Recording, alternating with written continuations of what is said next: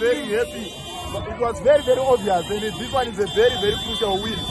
Tinotenda vanhu veZimbabwe nekuvhota kwavaita ZANU-PF nechivimbo chavaratidza mukutsigira musangano weZANU-PF.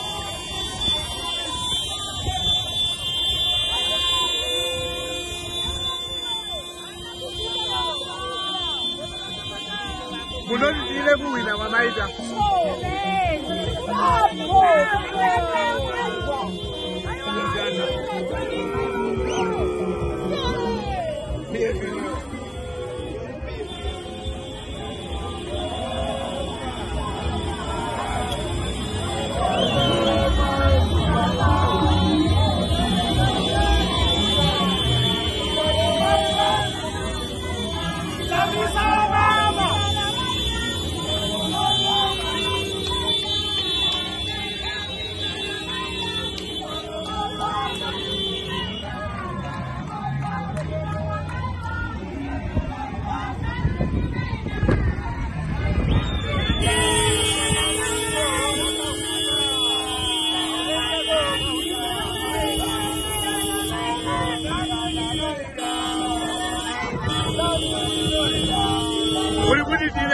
It was obvious that you know winner.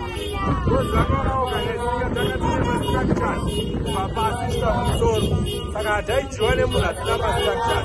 the winner, it was obvious.